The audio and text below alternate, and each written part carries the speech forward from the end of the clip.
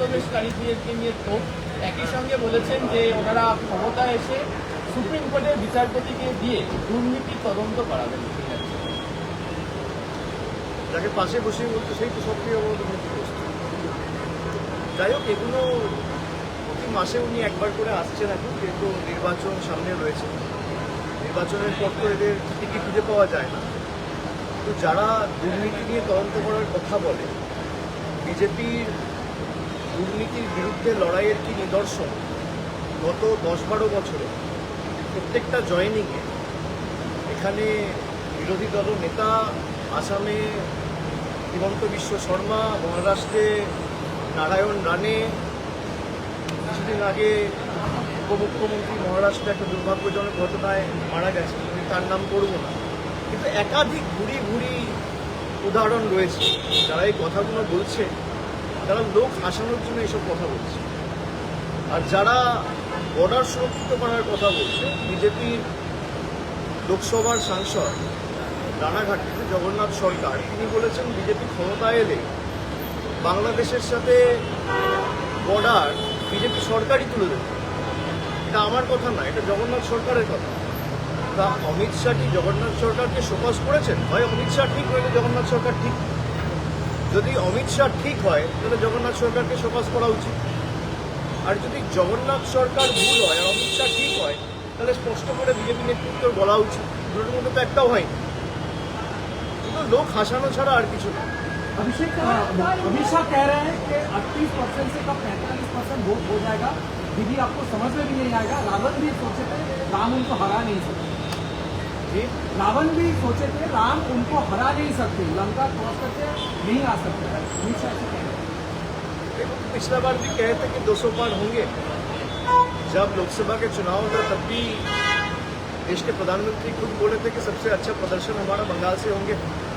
उसके बाद आपने देखा बहुत सारे एग्जिट पोल्स में भी बंगाल में 42 सीट्स में 30 सीट 32 सीट बीजेपी को दिया गया था।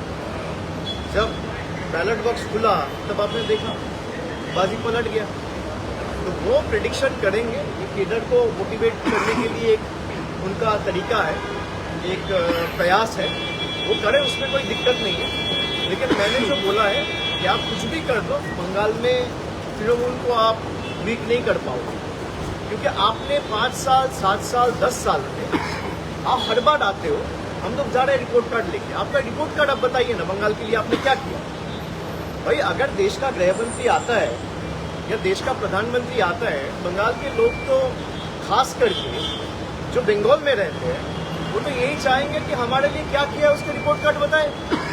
भाई, आपने कितना लोगों को घर दिया, कितना लोगों को रास्ता दिया, कितना लोगों को पानी दिया, कितना गांव में रास्ता बनाया, कितना पानी का प्रोजेक्ट में जल जीवन मिशन में आपका जो पैसा है वो आपने कितना छोड़ा, वो सब लेके तो कोई बात नहीं है, खाली घुसपैठ। भाई, घुसपैठ का नमूना क्या है? अमर्त्य सेन। घुसपैठ का नमूना है झूलन गोस्वामी। घुसपैठ का नमूना है मोहम्मद शामी, दीपक अधिकारी। जो बीजेपी के नेता अमर्त्य सेन को नहीं छोड़ता है, हमारे यहाँ पे जो रेवोल्यूशनरीज है उनको नहीं छोड़ता है, उनसे आप क्या ही आशा रखिएगा। আজকে মতুয়ামি একই কথা বলছেন যে ভয় পাওয়ার কোনো কারণ নেই। 10 লক্ষ কোটি টাকা বাংলা সরকারকে দিয়েছি, কোথায় গেল সেই টাকা? প্রকাশ করুন, শ্বেতপত্রটা প্রকাশ করুন। 10 লক্ষ কোটি টাকা কি খাতে দেওয়া হয়েছে নাকি? আর গত 10 বছরে, বিশেষ করে বিজেপি যবে থেকে ক্ষমতায় এসেছে 2014 থেকে 2012 বছরে, বাংলা থেকে তারা কত টাকা নিয়ে গেছে। আমি 7 বছরের একটা পরিসংখ্যান আপনাদের দিয়েছি। সেখানে আমি মানে অর্থবর্ষ ভেঙে ভেঙে, ফিনান্সিয়াল ইয়ার ধরে ধরে আপনাদের বলেছি যে গত 7 বছরে বিজেপি বাংলার মাটি থেকে ডাইরেক্ট এবং ইনডাইরেক্ট ট্যাক্সের মাধ্যমে, ইনকাম ট্যাক্স জিএসটির মাধ্যমে আমাদের বাংলা থেকে খালি 6.5 লক্ষ কোটি টাকা নিয়ে গেছে। আমি তো তথ্য পরিসংখ্যান সামনে রেখেছি। আপনি কোথায় কত টাকা দিয়েছেন, আর 2021 নির্বাচনে আপনি হারার পর বাংলার কটা লোককে বাড়ি দিয়েছেন, কটা গ্রামীণ রাস্তা করেছেন, আর কটা 100 দিনের জব কার্ড হোল্ডারের ডাইরেক্ট ব্যাংক অ্যাকাউন্ট করে আপনি ব্যাংক অ্যাকাউন্ট ট্রান্সফার করে তাদের অ্যাকাউন্টে টাকা পৌঁছেছেন, আপনি শ্বেতপত্রটা প্রকাশ করুন। 10 লক্ষ কোটি না, আমি বলছি 5 বছরে এই 3-4টে কাজ যেটা বললাম, 10 পয়সার হিসাব বিজেপি। তারা 10 লক্ষ কোটি টাকা বলছে। তো আমি 10 পয়সার হিসাব চাইছি যে 21 থেকে 26 আপনি কটা 100 দিনের জব কার্ড হোল্ডারকে, যারা আবাস যোজনার প্রকৃত প্রাপক, অ্যাকচুয়াল বেনিফিশিয়ারি, যাদের আবাস প্লাস তালিকায় নাম ছিল, কজনকে ক পয়সা দিয়েছেন? 60% টাকা দেওয়ার কথা কেন্দ্র। আপনি গ্রামীণ রাস্তায় ক পয়সা দিয়েছেন গত 4-5 বছর? আপনি আবাসে কত টাকা দিয়েছেন গত 4-5 বছর? তালিকা প্রকাশ করুন। মানুষের জলের টাকা এরা আটকে রাখে। জল জীবন মিশনে প্রায় 2525 কোটি টাকা এই বছরে আটকে রেখেছে, জল দেয় না। এসআইআর হবে, নিয়ম মেনেই হবে, এবং মতুয়া নিয়ে আপনারা ভয় দেখানোর চেষ্টা করছেন। তাদের ভয় পাওয়ার কোনো কারণ নেই। একই রেফারেন্সে দুটো কথা উল্লেখ করছেন। আরে ওদের নেতারাই তো বলেছে মতুয়া ভাইদের যদি নাম বাদ দেয় বাদ দেবে। তৃণমূলকে আক্রমণ না করে বিজেপি আগে ডিসিপ্লিনারি অ্যাকশন, যে বিজেপির সাংসদরা মতুয়ার বিরুদ্ধে কথা বলে মতুয়াকে ভয় দেখাচ্ছে কে? শান্তনু ঠাকুর, অসীম সরকার। বাংলায় কে বলেছিল এসআইআর ঘোষণা হওয়ার আগে যে 1 কোটি লোকের নাম বাদ যাবে? তা মানুষকে ভয় দেখাচ্ছে কে? তৃণমূল তো বলেনি। বিজেপির নেতারাই তো বলেছে 1 কোটি লোকের নাম বাদ যাবে। বিজেপির নেতারাই তো বলেছে ড্রাফট লিস্ট পাবলিশ হওয়ার পর দেখবেন সংখ্যাটা যখন অ্যাকচুয়াল বেরোবে, ফাইনাল ভোটার লিস্টে 1 কোটি নামই বাদ যাবে। বিজেপি তো টার্গেট সেট করে দিচ্ছে ইলেকশন কমিশনের জন্য। এরা কিভাবে কথা বলে? এরা তৃণমূলকে আক্রমণ করছে, মতুয়া ভাইদের ভয় দেখিয়েছে কে? কেউ বলেছে 1 লক্ষ নাম বাদ গেলে বাদ যাবে, কেউ বলেছে 5 লক্ষ মতুয়া ভাইদের নাম বাদ গেলে বাদ যাবে, কেউ বলছে 1 কোটি বাঙালির নাম বাদ যাবে। যারা আমাদের রোহিঙ্গা বাংলাদেশি বলে দাগিয়ে দিয়েছিল, আজকে ড্রাফট লিস্ট থেকে যে 58 লক্ষ লোকের নাম বাদ গেছে, তাদের মধ্যে কতজন রোহিঙ্গা আর কতজন বাংলাদেশি? আজকে তো 1 মাস হলো। আমি 31শে ডিসেম্বর দিল্লিতে গেছিলাম নির্বাচন কমিশনের সাথে বৈঠক করতে। আমরা দাবি রেখেছিলাম 1 মাসের মধ্যে প্রকাশ করেছে যে কজন বাংলাদেশি এই বাংলায় ভোটার লিস্টে ছিল, কজন রোহিঙ্গা এই বাংলার ভোটার লিস্টে ছিল, ধরা পড়েছে। তালিকা কে প্রকাশ করবে? জায়গায় জায়গায় বাঙালিদের বাংলাদেশি বলে দাগিয়ে দিয়ে আমাদের ভাষা, আমাদের সংস্কৃতি, আমাদের কৃষ্টিকে অপমানিত করা, আমাদের ভাষাকে অস্বীকার করা, আমাদের মনীষীদের অপমান করা, এ তো বিজেপি করেছে। আপনি তৃণমূলের সাথে লড়ছেন। আপনি আমাকে গালাগালি দিন, মমতা বন্দ্যোপাধ্যায়কে গালাগালি দিন, তৃণমূলের যে কোনো লোককে দিন, আপনি বাংলার 10 কোটি মানুষকে লাইন দাঁড় করে দিচ্ছেন তৃণমূলের সাথে লড়তে না পেরে, জোর জবরদস্তি। সেই লজিক্যাল ডিসক্রিপেন্সির লিস্ট তো আলটিমেটলি সুপ্রিম কোর্টের হস্তক্ষেপের কারণে আপনাকে প্রকাশ করতে হল। এখনো অনেক জায়গায় লিস্ট টাঙানো হয়নি। লিস্ট টাঙানোর দায়িত্ব ইলেকশন কমিশন। ইলেকশন কমিশন অনেক জায়গায় বলে দিচ্ছে মৌখিকভাবে আধার নেওয়া যাবে না। আরে যারা লজিক্যাল ডিসক্রিপেন্সির কেসে ডাকছেন তারা তো ম্যাপ, তাদের নাগরিকত্ব নিয়ে তো কোনো প্রশ্ন নেই। তাহলে আধারটাকে তো আপনাকে আইডেন্টিটি প্রুফ হিসেবে গণ্য করতে হবে, মান্যতা দিতে হবে। আপনি লজিক্যাল ডিসক্রিপেন্সিতে মৌখিকভাবে বলে দিচ্ছেন সিওর অফিস থেকে যে আধার অ্যাকসেপ্ট করা যাবে না, রাইটিং দিচ্ছেন না। কেননা যেই আপনি ইন রাইটিং লিখিতভাবে দেবেন সেটা সুপ্রিম কোর্টে চ্যালেঞ্জ হবে। আমরা তো এটাই প্রথম দিন থেকে বলে আসছি। যারা এসআইআর করে মানুষকে ভীত সন্ত্রস্ত ভয় দেখাতে চেয়েছে, তারা আজকে বুঝতে পারছে যে এসআইআর করতে গিয়ে তাদের পায়ের তলার যেটুকু মাটি ছিল সেটুকু ছড়ে গেছে। বিজেপির যা ভোট শতাংশ ছিল, আগামী দিন দেখবেন কি অবস্থা হয়।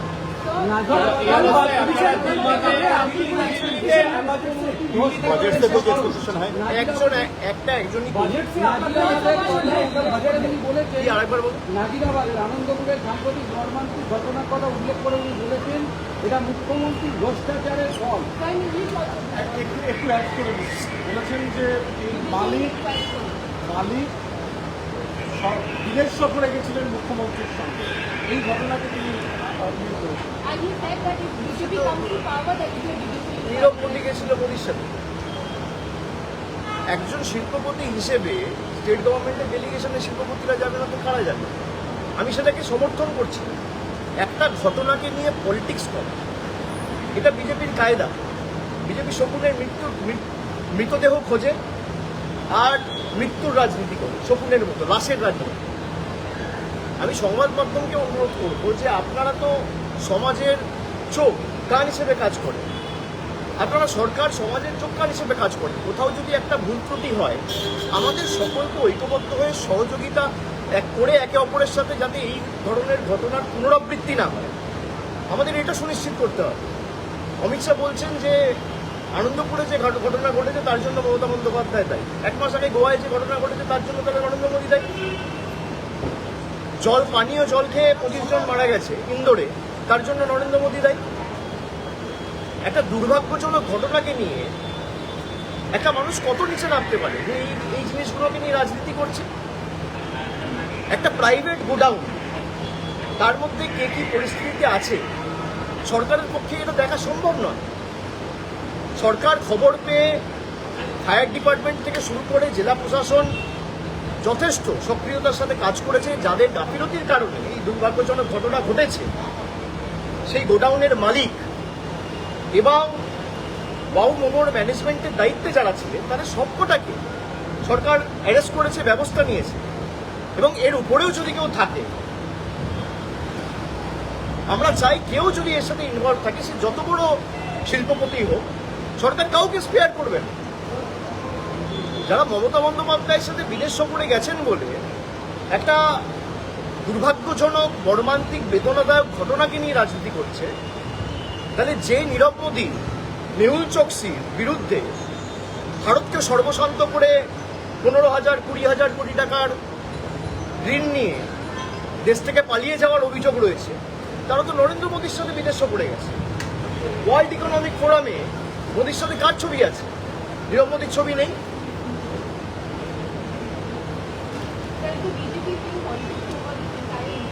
Definitely, BJP's politics is the politics of division, politics of hatred. And no one should politicize an unfortunate incident. Everyone, irrespective of their political differences, caste, creed and religion, should unite. And as responsible persons of the media, representatives of the media, I urge all of you to join hands and help the administration in making sure such incidents are not repeated in the future. Why will any political party politicize an unfortunate incident? If Mamata Banerjee is responsible for the death of 25 people in Anandapur, then the Prime Minister and the Home Minister is also responsible for the death of 140 people with regard to SIR. Because BJP wanted to implement SIR, they are the one who enforced SIR on the people of Bengal. 150 people died because of demonetization. Then they are also responsible for death of 150 people. More than 25 people died even a fortnight back in Indore by drinking contaminated water. Who is responsible for the death?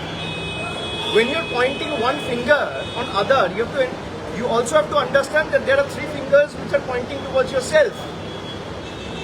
So BJP should try and fight Trinamool on development, on political issues, rather than spreading their bigotry and propagating their message of hatred and divisiveness.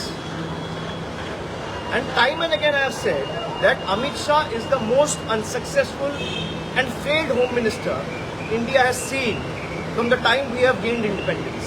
Abhishek, If you are having to implement SIR, only one person is responsible, that is Mr. Amit Shah, the Home Minister of this country. But how is someone entering our border if the border is secured and is being guarded by BSF, which comes under the purview and jurisdiction of the Home Ministry? The CISF comes under the purview and jurisdiction of the Home Ministry. How is coal pilferage taking place? Those collieries are being guarded by CISF. Who is responsible? You have the most unsuccessful Home Minister after independence that the country has ever seen. So rather than politicizing an unfortunate incident, try and extend help and make sure such incidents are not repeated. Government কোনোদিন একজনের বাড়িতে ঢুকে তার বাড়িতে শোয়ার ঘরের খাটটা ঠিক জায়গায় আছে কিনা, কিচেনের সিলিন্ডারটা ঠিক জায়গায় আছে কিনা, এটা ইনশোর করতে পারে না। একটা দুর্ভাগ্যজনক ঘটনা ঘটে যাওয়ার পর সরকার কি করে? যেমন আরজিকর ঘটনা নিয়ে অনেক তথ্য বিশেষ করে সমাজ মাধ্যমে অনেকে ছড়িয়েছে। পরবর্তীকালে যেটা কলকাতা পুলিশ 24 ঘন্টায় করেছে সেটা সিবিআই কে করতে 1 বছর লেগেছে। এবং দুদিন আগে আমি দেখলাম যে সিবিআই দায়িত্বে যিনি ছিল, আরজি কর ইনসিডেন্টে যিনি তদন্তের দায়িত্বে ছিল, তাকে পুরস্কার দেওয়া হয়েছে, প্রেসিডেন্টস মেডেল দেওয়া হয়েছে। তো এরা যে এইসব বিষয়গুলো নিয়ে স্পর্শকাতর বিষয়গুলো নিয়ে রাজনীতি করে, বিজেপিকে আমি বলবো যে আরজি করের পরে আমরা অপরাজিতা বিল এনেছি, যেখানে পারিপার্শ্বিক কোনো প্রমাণ যদি কোনো অভিযুক্তর বিরুদ্ধে থাকে, ট্রায়াল কমপ্লিট করে 50 দিনে তার ক্যাপিটাল পানিশমেন্ট হবে। সেই বিল আজকেও প্রেসিডেন্ট আটকে রেখেছে। কেন পাস করছে না? কেন সেই বিলে অ্যাসেন্ট দিচ্ছে না? কেন? আমরা তো ক্যাবিনেট থেকে পাস করিয়ে রাজ্যপালের কাছে বিল পাঠিয়ে দিয়েছি আজ থেকে প্রায় 1.5 বছর আগে। সেই বিল যদি পাস হয়, সব থেকে বিপদ হবে বিজেপি, সব থেকে বেশি বিপদ হবে বিজেপি। সব ধর্ষকগুলো বিজেপিতে। বিলকিস বানুর ধর্ষকদের যখন যারা বেলে ছাড়া পেয়ে বাইরে বেরোলো, এদেরকে মালা পরিয়ে বিজেপির গুজরাটের নেতারা বরণ করেছিল। এই দৃশ্য কি ভারতবর্ষের মানুষ ভুলে গেছে? যারা বিভাজনের রাজনীতি করে, গীতা পাঠ করতে গিয়ে এখানে ব্রিগেড প্যারেড গ্রাউন্ডে একজন পেটের দায়ে চিকেন প্যাটিস বিক্রি করছে বলে তাকে উদম মারা হয়েছিল। পুলিশ ব্যবস্থা নিয়েছিল এবং সেখানে অভিযুক্তরা বেল পাওয়ার পরে তাদেরকে সম্বর্ধনা দিয়ে উত্তরীয় করিয়ে বিজেপির মঞ্চে ডেকে বরণ করা হয়েছে। সেই বিজেপির কাছে আমরা সমাজের সম্প্রীতি, উন্নয়ন, ডেভেলপমেন্টের গল্প শুনবো? আমার फाइट मिस हुई किस चीज का? बजट है कल, बजट के लिए जा रहे हैं, पहले बजट पेश करें, उसके बाद I will be speaking on the general budget.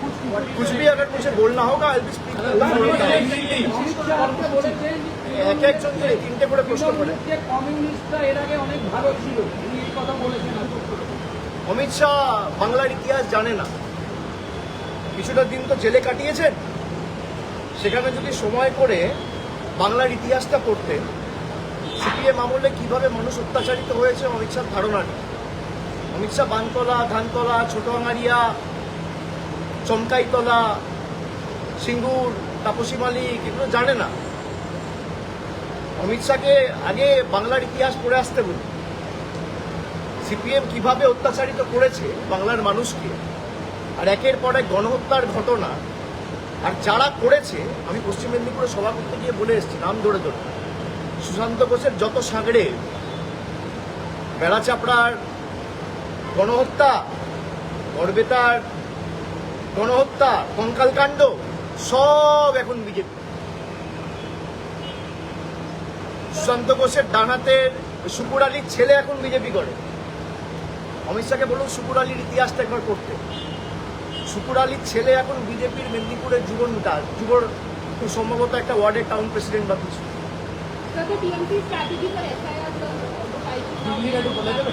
There is no strategy. We have tried to stand beside the people and extend every possible help that we have at our disposal. At the same time, we have been extremely vocal about SIR in the parliament. We are also taking it up legally. Trinamool Congress is the only party which has taken it up in the Supreme Court and filed a petition. We have also mentioned this last week and filed another intervening application bringing before the court how the Election Commission has been flouting the guidelines that has been laid in the last Supreme Court order.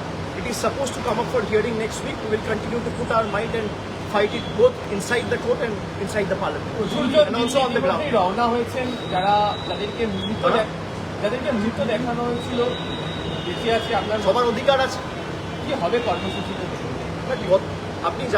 আপনারা জানেন যে আগামীকাল মুখ্যমন্ত্রী দিল্লি যাবেন, তার নির্দিষ্ট কিছু কর্মসূচি রয়েছে। সেখানে আগামী 2 তারিখ নির্বাচন কমিশনের সাথে আমাদের বৈঠক রয়েছে। সেখানে 15 জনের একজন প্রতিনিধি দল যাবে মমতা বন্দ্যোপাধ্যায়ের নেতৃত্বে, এবং খুব সম্ভবত বেলা 4টের সময় আমাদের মিটিং দেওয়া হয়েছে, মিটিংয়ের সময় দেওয়া হয়েছে। আমরা সেখানে যাব এবং পরবর্তী আমাদের দিল্লির কর্মসূচি যা হবে সেটা দিল্লিতেই ঘোষণা করা হবে। Thank you.